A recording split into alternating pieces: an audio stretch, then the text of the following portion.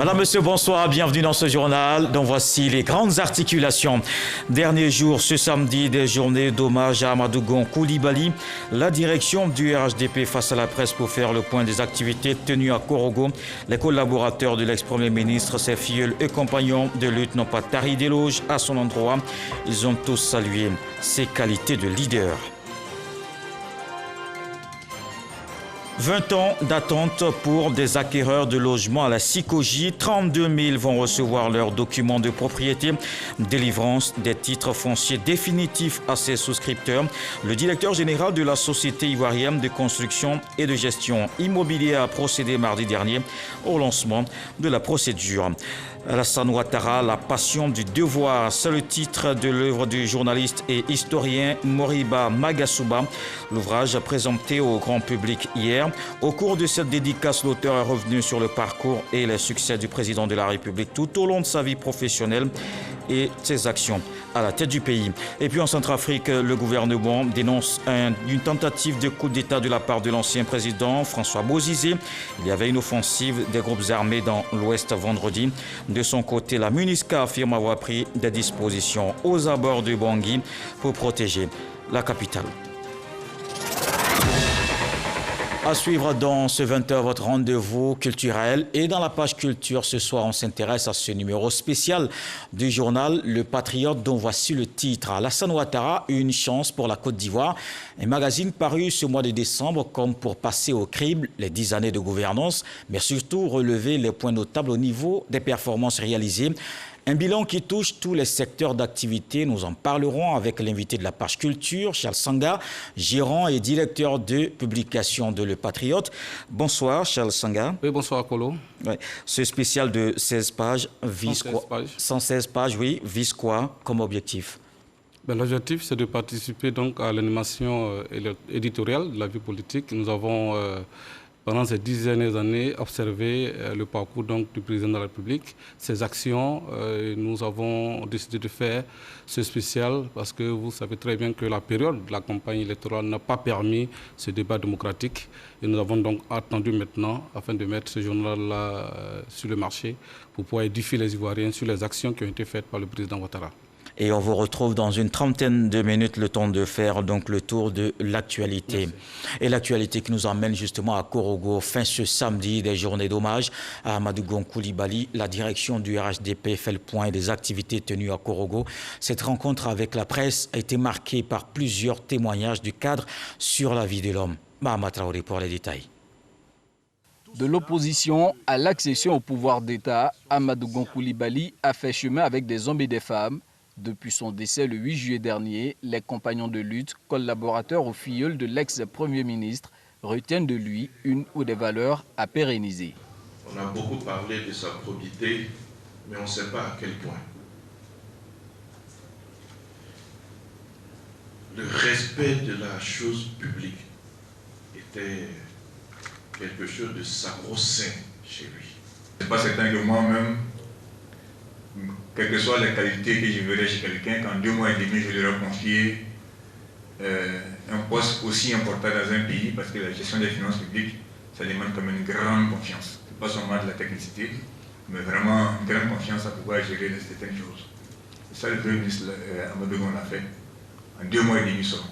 Il a sémé quand même une graine ou des graines. La génération Amadou Gon Coulibaly, c'est une réalité aujourd'hui. Tous autant que nous sommes, jeunes et moins jeunes, avons tous reçu quelque chose de lui et portons tous en nous quelque chose d'Amadou Gon Coulibaly. C'est pour ça que je dis qu'Amadou Gon ne mourra jamais. C'est l'homme de foi, l'homme de charité et l'homme qui sait porter des espérances. Amadou Gon a tant aimé sa famille, tant aimé ses enfants, tant aimé ses frères, tant aimé ses cousins. Il n'y avait pas de différence entre ses cousins et ses frères, entre ses oncles et ses enfants. La famille, pour lui, était le socle de sa vie. Ce que je retiens, c'est l'humilité, c'est l'homme de conviction, c'est l'homme qui a été loyal jusqu'à la fin de sa vie. Cette conférence de presse de clôture des journées d'hommage et de recueillement en la mémoire de l'ex-président du directoire du RHDP a été marquée par la diffusion d'un film sur les actions réalisées par l'homme à la tête du gouvernement. Le parti au pouvoir a également annoncé la création prochaine d'un institut de formation politique baptisé Amadou Gon Coulibaly, en plus de l'hommage qui lui sera rendu tous les 8 juillet à Korogo.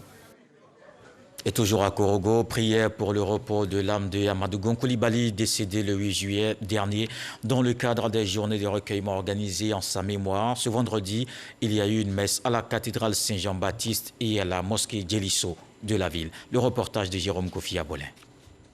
La mosquée du Djelisso de Korogo, c'est le premier lieu de culte qui a accueilli ce vendredi les prières en la mémoire de Amadou Gon Coulibaly, décédé le 8 juillet 2020. Prière au deuxième jour des cérémonies de recueillement à l'ex-premier ministre organisées par le RHDP dont il était le président du directoire. Par leur présence massive à la mosquée, les cadres du parti veulent continuer de manifester leur attachement à celui qui a toujours été pour eux un exemple. Pour nous aujourd'hui, cet hommage qui est donc la mise en œuvre de la voie tracée par le président Alassane Ouattara représente pour nous des moments d'émotion, mais en même temps des souvenirs. Ça nous permet aussi de nous retrouver pour tracer les sillons de l'avenir, parce que les défis à relever sont nombreux. À partir donc de Korogo, nous sommes venus promettre à Amadou Gon que l'histoire qu'il a écrite avec le président Alassane Ouattara se poursuivra. La ferveur est totale pour vous dire à quel point Amadou nous manque. Amadou a été un grand homme, Amadou a été un homme de piété, un homme de fidélité, un homme d'une compétence exceptionnelle et nous continuons de le pleurer. D'un lieu de culte à un autre pour l'hommage à Amadou Gon Coulibaly, la cathédrale Saint-Jean-Baptiste de Korogo, qui pour la circonstance a réuni plusieurs fidèles, au nombre desquels des membres de la famille politique de l'ancien Premier ministre tombés à la tâche. Comme à la mosquée Djelisso de la dite ville, il s'agit pour le RHDP de prier pour le repos de son âme. C'est justement au nom du directeur exécutif du parti que le ministre Paulin-Claude Danho s'est félicité de la tenue de cette messe. En tant que maire de Korogo, c'est lui qui a pris en main l'organisation de la fête du Pallium de Monseigneur Marie-Daniel Dadier. Nous en sommes témoins. Et ses œuvres sont nombreuses pour rassembler les fils et les filles de Côte d'Ivoire. Nous sommes donc venus nous inspirer des valeurs qu'il a portées. Et nous sommes heureux d'être ici, dans cette église cathédrale Saint-Jean-Baptiste de Korogo, pour prier pour son repos éternel. Animation tous azimuts, chants, danses et autres évocations à la gloire de Dieu ont également marqué ce moment de prière en hommage à Amadou Gon Coulibaly, ce digne fils que la Côte d'Ivoire, dirigée par le président Alassane Ouattara, n'oubliera jamais. On reste avec Jérôme Kofi Abolin. Hier vendredi, il s'est tenu une réunion des coordinations RHDP du Poro, de la Bagoué et du Tchologo. Une rencontre pour exprimer la reconnaissance de ce parti à ces régions qui ont contribué à la victoire lors de la présidentielle. Le RHDP en conclave à Korogo ce vendredi dans le cadre des journées de recueillement à feu Amadou Gon Coulibaly.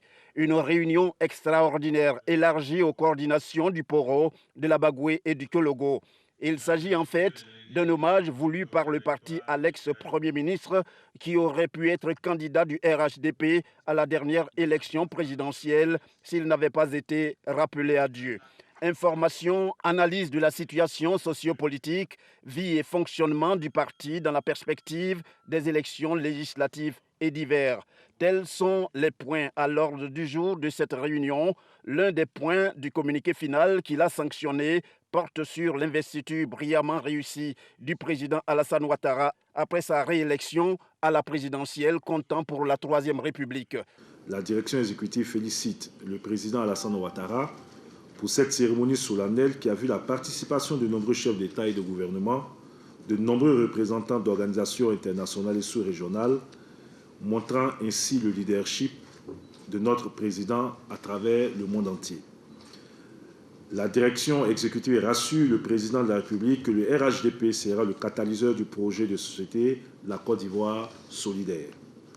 La direction exécutive soutient le président dans sa volonté de faire de la lutte contre la corruption et l'impunité son cheval de bataille. La direction exécutive s'incline devant toutes les pertes en vie humaine liées au mot d'ordre de l'opposition. La direction exécutive s'est prononcée sur le dialogue politique annoncé par le président de la République et qui sera conduit par le Premier ministre. La direction exécutive encourage le président à continuer à poser des actes qui vont dans le sens du renforcement de la cohésion sociale à travers cette énième main tendue à l'opposition en poursuivant le dialogue politique. Les régions du Poro, de la Bagoué et du Kyologo ayant contribué à cette réélection du président Alassane Ouattara avec un record de plus de 90%, il est tout à fait normal qu'elle inaugure ce genre de rencontre que le RHDP entend poursuivre pour exprimer sa reconnaissance. Et c'est pour dédier cette victoire à Amadou Gon Coulibaly, bâtisseur exemplaire et ressortissant de ces régions, que le parti Oufouettis décide qu'un hommage lui soit rendu chaque 8 juillet, date de son décès. Tout autre chose, on parle à présent de la coopération avec le Mali en mission dans ce pays. Le directeur général de la RTI a rencontré son homologue de la télé publique malienne, Salif Sanogo. Fosseni Dambélé a aussi échangé avec le ministre malien de la communication. Les deux parties signent un partenariat pour accélérer la mutualisation des services et le renforcement des compétences. Franck Wadio. Le directeur général de la radio-télévision ivoirienne, Fosseni Dambélé, au Mali. Une visite de travail dans le cadre de rencontres d'échange pour le renforcement de la coopération en matière d'audiovisuel entre médias publics des deux pays. Avec son homologue du Mali, Salif Sanogo, une signature de convention de partenariat en présence du ministre de la Communication, le Dr Amadoune Touré. Un partenariat comme l'expression d'une vision commune. Il s'agit pour les deux médias de renforcer les compétences techniques et professionnelles pour une mutualisation réussie des ressources et des services. Aujourd'hui, la RTI a une certaine expérience qui peut nous profiter. Et l'ORTM a une certaine expérience également qui peut profiter à la RTI. Dans le projet de partenariat, ce qui me réjouit le plus, nous allons voir les mécanismes. Dans l'année, on va choisir un jour, voire 2 jours, où on pourra faire une programmation commune. C'est-à-dire des programmes qui peuvent être diffusés sur la RTI et l'ORTM va diffuser la même chose ici. Et ensuite, l'ORTM prend le relais et la RTI diffuse. Cela permet quoi? Cela permet d'intensifier l'intégration africaine. Et cela va permettre également, monsieur le ministre, tout simplement à la politique entre nos deux pays de pouvoir avancer, en tout cas de façon harmonieuse. En termes de programme, en termes de production, en termes de coproduction, nous avons un ensemble de terrains sur lesquels nous avons du travail à faire qui vont nous être mutuellement bénéfiques. Cet événement qui nous réunit est un pas extrêmement important dans la coopération entre nos deux pays. Avec l'audiovisuel, nous accompagnons au jour le jour, nous accompagnons dans le temps également les populations des deux côtés de ces frontières artificielles qui sont en réalité un seul et même peuple. Pour le ministre de la Communication du Mali, cette signature de convention est l'expression de la qualité optimale des relations entre Ivoiriens et Maliens. Il s'agit ici de saluer le partenariat entre les deux structures publiques avec exactement les mêmes missions. Mission de nous accompagner dans cette société de l'information dans laquelle nous sommes aujourd'hui, la société du savoir, ce qui est une œuvre formidable pour le bonheur de nos auditeurs et téléspectateurs. Signature de convention, mais aussi échange de tableaux, partage d'expressions culturelles entre les deux pays, comme pour apporter une once de solennité à cette visite de travail du directeur général de la RTI en terre malienne. Et ici en terre ivoirienne, des entreprises et personnalités distinguées pour leur action en faveur de l'économie ivoirienne. Il vient de se tenir les awards pour distinguer les opérateurs économiques et les acteurs du privé. Cette cérémonie vise à accompagner et soutenir le gouvernement dans sa politique de développement économique et social. C'est ce que nous dit Jean-Luc Bambo. Pour sa 2e édition, La cérémonie des awards des entreprises et des institutions socio-économiques a réuni quelques 500 convives du monde des affaires et du secteur parapublic, ainsi que des hautes autorités gouvernementales, diplomatiques et parlementaires. Autour du ministre de l'économie et des finances, Adama Coulibaly, parrain de la dite cérémonie, ils sont venus accompagner et soutenir le gouvernement dans sa politique de développement économique et social, mais également encourager les opérateurs économiques et les entreprises du secteur privé. L'institution de cette cérémonie annuelle nous donne l'occasion de nous retrouver et de manifester notre adhésion à la promotion de l'excellence, étant entendu que les awards des entreprises favorisent une saine émulation au sein du secteur privé. Je note que cette deuxième édition met l'emphase sur la résilience de l'État. Plusieurs entreprises et personnalités se sont ainsi vues décerner des prix, comme le Premier ministre Ahmed Bakayoko, qui a reçu le super prix d'excellence Award des Awards. Le ministre de l'économie et des finances Adama Coulibaly, le prix pour le développement économique et l'investissement privé. D'autres prix spéciaux ont été décernés, notamment au ministre Akaawele, Anne Désiré Ouloto ou encore au président de la Chambre de commerce et d'industrie, Fama Touré. Une quinzaine de PME, entreprises publiques et privées, ont été distingués pour leur savoir-faire. Le comité des awards, appuyé d'un jury, a en effet évalué les nominés sur la base de ce savoir-faire qu'ils placent au cœur de leur process et de leurs actions quotidiennes. Et cette entreprise de son côté met fin à un long processus. 32 000 acquéreurs vont recevoir leurs documents de propriété. Le directeur général de la SICOGI a procédé mardi dernier au lancement de la procédure de délivrance des titres fonciers définitifs à ses souscripteurs. Tenez-vous bien, la plupart de ces acquéreurs étaient en attente de cette décision depuis 20 ans. Cheikh Koné. C'est un cadeau de Noël avant l'heure pour ces 32 000 acquéreurs de la Société ivoirienne de construction et de gestion immobilière, SICOGI. La nouvelle est trop belle pour être vraie pour la plupart d'entre eux. Franchement, j'attendais beaucoup ce papier-là.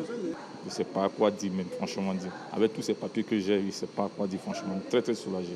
Ces acquéreurs sont passés du statut de simple locataire à celui de propriétaire à part entière dans le cadre de la cession du patrimoine locatif de la SICOGI en 1994 et en 1999. Et depuis, le titre foncier qui devait consolider leurs droits ne leur avait pas été délivré. Chacun de nous peut imaginer aisément les inquiétudes et les frustrations de ces milliers de ménages devenus propriétaires de façon incomplète dans la mesure où ils n'étaient pas entrés en possession des titres matérialisant leurs droits. L'opération de délivrance des titres est concédée à un opérateur. Il sera chargé de délivrer les titres dans un délai n'excédant pas 2 mois. Elle n'est pas gratuite. Pour des logements dont la valeur estimative était de 2 millions de francs CFA au moment de la cession, l'acquéreur va débourser environ 750 000 francs CFA pour se voir délivrer son titre. Ce projet a mis beaucoup de temps parce qu'il a fallu négocier avec tous les acteurs qui interviennent dans la chaîne. Les notaires, les géomètres experts, l'État lui-même a abandonné beaucoup de taxes et de prélèvements qui peuvent gréver le coût des actes notariés. C'est à la suite de tout cela qu'on est arrivé à ces tarifs. Le directeur de cabinet du ministère de la Construction s'est réjoui de la démarche de la SICOGI.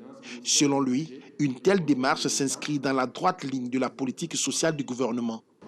Avoir un titre de propriété définitif vous sécurise. Vous sécurise à plusieurs titres. Sécurise vous-même et vos progénitures. Avoir un titre de propriété vous permet d'avoir un levier de financement, un levier de recherche de financement, puisque ce titre de propriété est une garantie, est un gage pour tout banquier pour pouvoir vous apporter un appui dans le cadre de vos activités, dans le cadre de vos projets. L'opération de délivrance des titres de propriété définitifs concerne 60 programmes immobiliers et plus de 800 types de logements répartis à Abidjan, Bouaké et San Pedro. Ne sont pas concernés les sites de Cocody Danga, Adjamé Extension et Gbataniko à Trésugi. Le gouvernement continue les réformes au niveau de la formation professionnelle. Le secrétariat d'État signe une convention avec l'Institut européen de coopération et de développement, un partenariat pour favoriser l'insertion professionnelle des diplômés. Grâce Kando. Le secrétariat d'État chargé de l'enseignement technique et de la formation professionnelle et l'Institut européen de coopération et de développement IECD font désormais route ensemble. Ces deux entités viennent de signer une convention. Objectif, faciliter la mise en relation de ces deux structures qui travaillent sur les mêmes thématiques, notamment l'insertion professionnelle, la formation des formateurs et le renforcement des capacités des acteurs de l'enseignement technique. Ce projet, pour nous, il est important parce que non seulement il marque une innovation, mais il marque aussi le début d'un ensemble d'actions que nous voulons mener dans le cadre de la mise en œuvre des différents aspects de la réforme de la formation professionnelle. La Côte d'Ivoire a engagé une grande réforme de son système d'enseignement technique et de formation professionnelle en vue de répondre efficacement aux besoins en ressources humaines qualifiées et de doter de compétences techniques et professionnelles en adéquation avec le marché de l'emploi. Ces ressources de qualité devraient être capables de soutenir les grands projets d'État, de contribuer durablement à la création de la richesse nationale et de concourir ainsi à soutenir la croissance du pays sur le long terme. Des comités seront mis sur pied pour piloter tous les programmes communs et décliner des conventions sous-jacentes entre des structures sous tutelle de l'ETFP et de l'IECD Côte d'Ivoire. Une autre convention entre la Direction de l'apprentissage et de l'insertion professionnelle et l'Institut européen de coopération et de développement a eu lieu. Elle porte sur l'insertion des jeunes dans les filières de l'électricité et du bâtiment dans les entreprises ivoiriennes.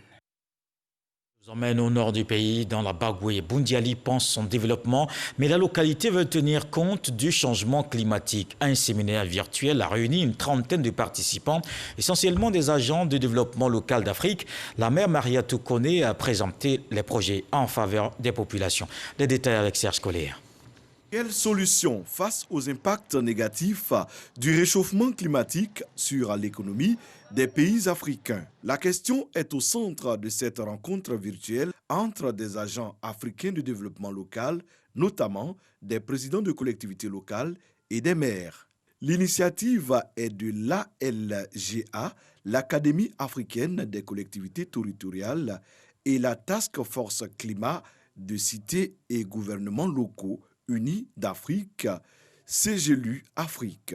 Il s'agit de sensibiliser les villes sur la nécessité de s'adapter au changement climatique. C'est également une problématique qui nécessite d'intégrer la co-construction, la co-création avec les citoyens, avec les usagers, avec les agriculteurs, avec les paysans, pour également donner ces personnes en main qui se sentent partie prenante pour qu'on prenne le temps d'écouter leurs besoins et leurs attentes. Les participants ont partagé leurs expériences en matière de préservation de l'environnement. Unique représentante de la Côte d'Ivoire sur 30, Mariatou Kone, maire de la commune de Bundiali, a présenté les différents programmes multisectoriels en faveur des populations. C'est la constitution d'une ceinture verte de sécurité autour de la ville de Bundiali pour créer une réserve d'oxygène pour les populations. C'est la mise en place de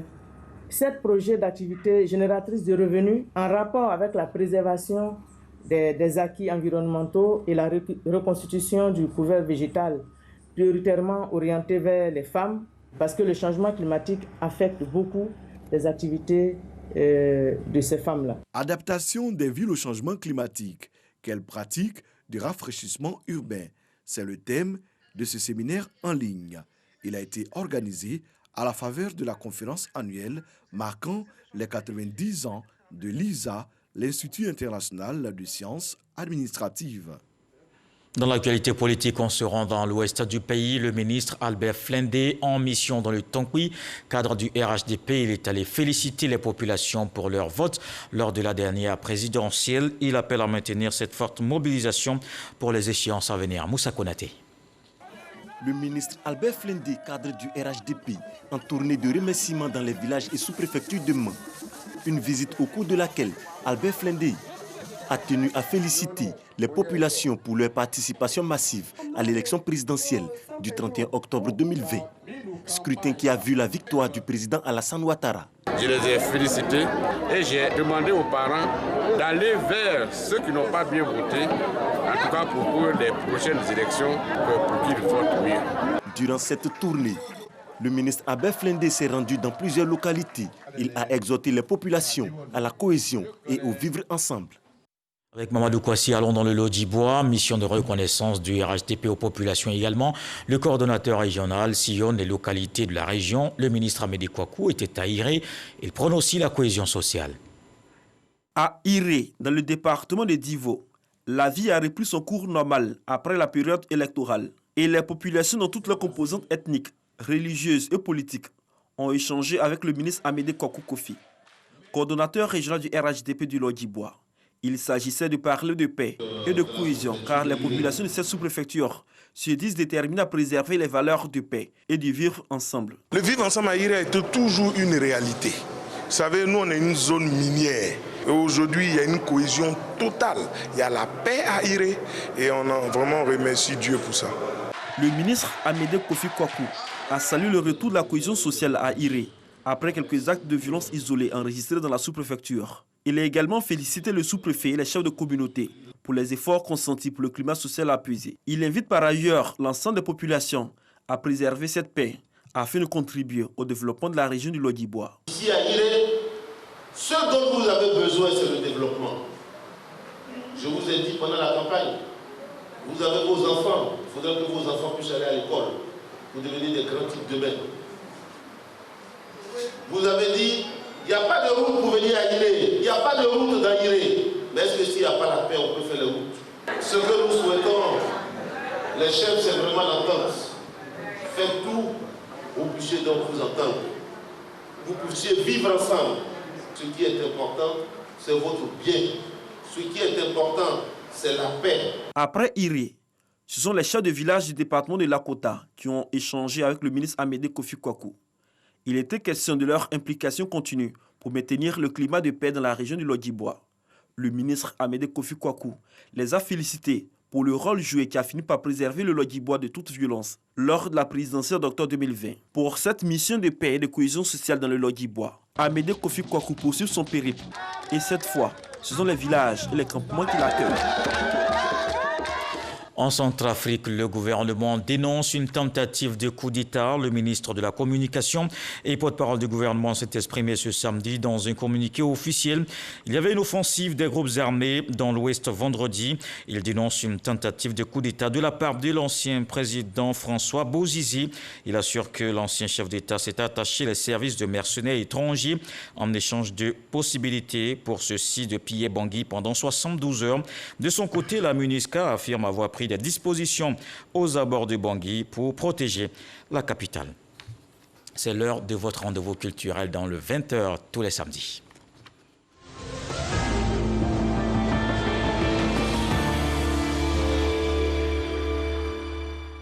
Et on commence par la dédicace de cet ouvrage, Alassane Ouattara, La passion du devoir. C'est le titre de l'œuvre du journaliste historien Moriba Magasuba. La présentation du livre au grand public a eu lieu hier vendredi à Abidjan. Viviane Aïmé. Alassane Ouattara, La passion du devoir. Le tout dernier livre du journaliste, historien et écrivain Moriba Magasuba vient de faire sa sortie officielle en librairie. La présentation de l'ouvrage au public a eu lieu ce vendredi 18 décembre à l'Hôtel Ivoire, à l'occasion d'une sympathique cérémonie qui a réuni des officiels et de nombreux invités. Œuvre biographique et historique rédigée sur 352 pages et qui relate la vie et le parcours politique du président de la République Alassane Ouattara, mais aussi plusieurs pans de l'histoire récente de la Côte d'Ivoire. L'auteur Moriba Magasuba se défend d'avoir écrit un livre de laudateur. Ici à Mala, l'ancien ministre des Affaires étrangères, qui m'a fait un témoignage sur le premier gouvernement du Premier ministre Ouattara, auquel il participait comme ministre des Affaires étrangères, entre autres. J'ai fait parler Laurent de Naflovo, qui a été ministre de l'information, de la jeunesse et des sports pendant plus d'une décennie. Et je fais parler Henri Konamedi lui-même, et je fais parler Laurent Gbagbo. Laurent Gbagbo qui a eu à dire que Alassane est un gros travailleur. Plusieurs témoignages émanant de personnalités d'horizons divers qui ont lu l'ouvrage ont mis en lumière la richesse de l'œuvre. Ce qui m'a marqué dans cet ouvrage, ce sont les anecdotes. C'est la pertinence de la chronologie de cette narration assez plaisante. On retrouve des détails sur le président Alassane Ouattara qui est, je dirais, inconnu du public. Je découvrais d'autres aspects de l'homme. Et on adore cette narration, on aime cette narration parce que tout simplement, ça nous ouvre certains volets de la vie de l'homme. Il a rencontré le président Ouattara en 90, donc depuis 30 ans, il le pratique, il le suit de plus ou moins près. Et c'est la somme de tout ça qui nous a livré et ça permet d'avoir un regard nouveau, mais le regard normal sur le président Alassane Ouattara, un livre écrit par quelqu'un qui n'est pas militant. Ce qui m'a le plus frappé dans le livre, c'est quand il dit que sur son lit d'hôpital, que le président Feu Boigny a demandé que le Premier ministre d'alors, qui est devenu président Alassane Ouattara, lui masse la poitrine, qu'il a un peu soulagé. Et cet épisode où le président Yadema est venu avec un sorcier pour un peu soulager le président Houphouët-Boigny sur son lit d'hôpital. Et surtout aussi le parcours du président Alassane Ouattara, l'adversité, la ténacité qu'il a pu mener jusqu'à arriver là où il est aujourd'hui. Et puis, fort d'une amitié vieille de près d'un demi-siècle avec l'auteur, le ministre Ali Koulibaly a éloquemment préfacé l'ouvrage. Un ouvrage documenté, servi par des informations puisées aux meilleures sources, issues de témoignages incontestables, serait une œuvre que je qualifierais d'œuvre de salubrité intellectuelle.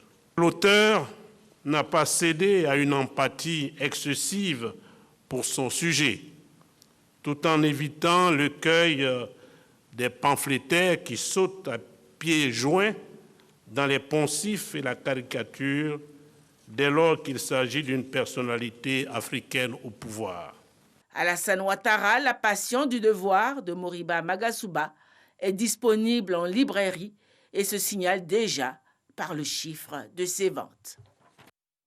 Une autre publication sur les actions du chef de l'État, le journal Le Patriote a publié dans ce mois de décembre un numéro spécial dédié à son bilan. Alassane Ouattara a une chance pour la Côte d'Ivoire. Et on retrouve notre invité de la page culture, Charles Sanga, gérant et directeur de publication de Le Patriote. Déjà tout de suite sur le titre, Alassane Ouattara, une chance pour la Côte d'Ivoire. Pourquoi une chance pour la Côte d'Ivoire? Bien, merci. Je voudrais dire merci donc à la direction, la RTI, de nous donner l'opportunité de nous exprimer sur cette publication, sur ce magazine que nous éditons. C'est un titre que nous empruntons donc au président Shimon Peres en 2012, quand le président Ouattara s'est rendu en visite d'État, visite officielle en Israël. Le président Shimon Peres déjà disait de lui qu'il était une chance pour l'Afrique. Et je pense qu'aujourd'hui, 10 ans après, vu le bilan et les actions qui ont été posées aujourd'hui, la position de la Côte d'Ivoire dans le monde, nous avons estimé que cette chance donc, était d'abord pour la Côte d'Ivoire avant qu'elle ne soit une chance pour l'Afrique. Alors, dans l'édito que vous signez dans ce magazine spécial, vous le présentez comme le numéro 10 au football, ce porteur de l'équipe. Comment on peut l'expliquer en politique ? Oui, c'est une image, 10 ans de pouvoir. Pour nous, nous avons estimé que Alassane Ouattara était le numéro 10 parce que, vous savez, les équipes de football aujourd'hui qui sont celles qui ont les résultats probants sur le terrain sont conduites par un homme, celui qui imprime les rythmes, celui qui peut marquer, celui aussi qui défend et celui qui n'est pas celui qui triche. Aujourd'hui, nous pensons que Alassane Ouattara est un capitaine, à l'image de celui qui a été Maradona, celui qui a été Pelé, Zidane, Abdoulaye Traoré même ici en Côte d'Ivoire. En tout cas, il imprime beaucoup la marque, donc la marche du pays, et il ne se contente pas de déléguer. Lui-même, il est au front. Prenez seulement l'exemple de ces déplacements à l'extérieur du pays. Il n'y a pas une région dans le monde que le président Ouattara n'a pas visité. Il n'y a pas une région en Côte d'Ivoire ici qu'il n'a pas visité. Aujourd'hui, les résultats sont là. Les résultats sont là, que ce soit la Russie, le Japon, les États-Unis, la Chine. Tous ces pays-là aujourd'hui courent vers la Côte d'Ivoire et je pense que les indicateurs que nous avons en tant que premier pays en termes d'opportunités d'investissement de l'Afrique de l'Ouest, cela est dû donc au surcroît d'activité que le président de la République a fait au plan diplomatique. Alors pour ce numéro spécial, vous avez mobilisé plusieurs ressources. On y trouve des contributions de plusieurs confrères, journalistes, des experts de divers domaines et des cadres du pays. On va regarder le résumé que nous présente Franco Quadio et on se retrouve. Alassane Ouattara, une chance pour la Côte d'Ivoire. 116 pages, un magazine spécial du journal Le Patriote pour passer au crible les bons points de la gouvernance du président de la République. Pour l'éditeur, c'est une contribution au devoir de mémoire collectif car les actions du président Alassane Ouattara méritent vulgarisation. Un magazine qui aborde les questions de gouvernance de façon rigoureuse, des dossiers, des analyses et des interviews, par exemple, axées sur les 10 années de gestion du pouvoir Alassane Ouattara. En bonne place figurent les apports au développement des infrastructures, le volet social, l'intégration et la diplomatie agissante, entre autres. Cette édition spéciale consacrée au président Alassane Ouattara est, au-delà de l'édition bilan, une ouverture sur des perspectives pour l'avenir. Alassane Ouattara, une chance pour la Côte d'Ivoire, des interrogations sur les potentialités économiques du pays pour mieux enrichir un éventuel tome 2, car l'œuvre, semble-t-il, est loin d'être achevée. L'œuvre est loin d'être achevée, comme on a entendu tout à l'heure. Vous savez que la construction d'un pays, c'est plusieurs générations. Je pense que pendant ces 10 années, le président il a fait ce qu'il pouvait faire. Il y a encore 5 années de bonheur qui arrivent. Et nous pensons que le programme La Côte d'Ivoire solidaire qu'il a présenté aux Ivoiriens pendant la campagne pourra indexer, répondre à beaucoup de préoccupations au plan social, au plan de la gouvernance, ce qui n'a pas été fait, ce qui n'a pas été correct. Il y aura des corrections et je pense que le discours que le chef de l'État a tenu lors de son investiture déjà annonce des jours meilleurs. Alors, dans ce magazine, vous avez vraiment touché à tous les domaines. Oui. D'abord la politique. Quelles sont les réformes au niveau politique que vous notez dans ce document ? Au niveau politique, il y a, je pense que la réforme constitutionnelle du 8 novembre 2016, je pense que l'opinion, les Ivoiriens se sont plutôt contentés des questions électorales, mais cette constitution nous fait entrer, je pense, dans le modernisme. Il y a seulement le préambule, le renforcement des droits et des libertés, le droit au logement, le droit à la santé, le droit à l'éducation, le droit des enfants, la parité femmes-hommes à l'article 36. C'est des choses qui n'ont pas été suffisamment dites. Et les réformes institutionnelles concernant la vice-présidence, le Sénat, mais surtout la distanciation aujourd'hui entre la magistrature, le pouvoir exécutif et le pouvoir judiciaire.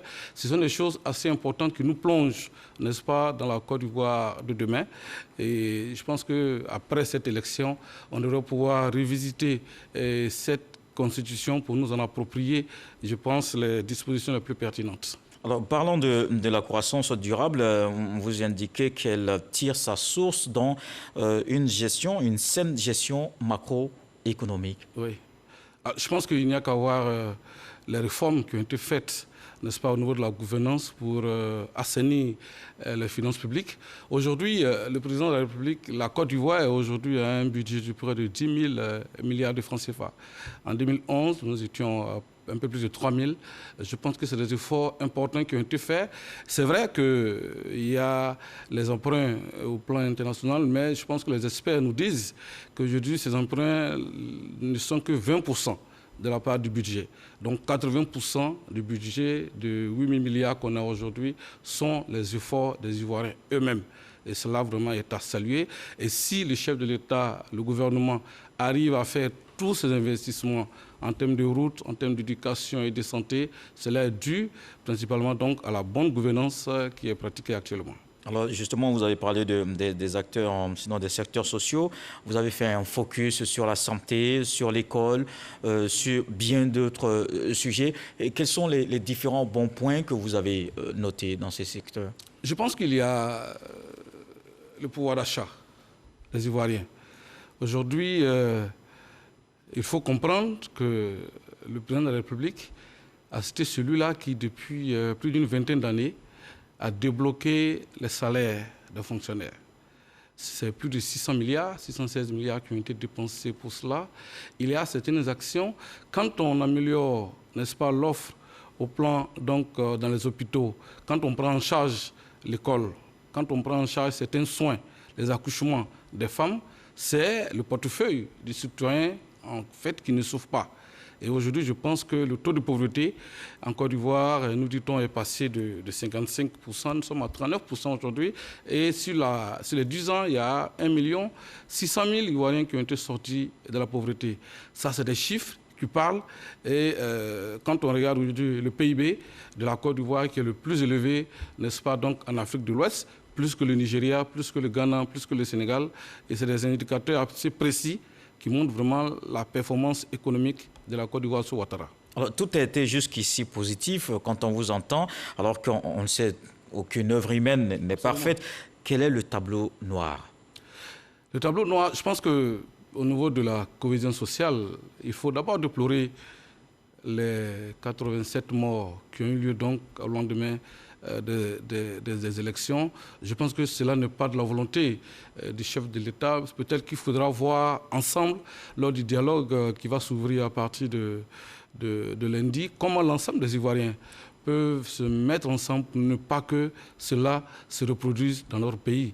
La Côte d'Ivoire a atteint des niveaux assez importants en Afrique et en Afrique de l'Ouest pour qu'on puisse déplorer des morts à l'issue d'une élection qui, ma foi, avait donné tous les gages pour que l'opposition puisse participer. Il y a, en termes de corruption, je pense que le président de la République lui-même a dit qu'il allait mettre un accent particulier sur la corruption et sur la lutte contre l'impunité et la gouvernance aussi qui devait être améliorée. Je pense que certaines décisions ont été prises mais qui ne sont pas encore appliquées.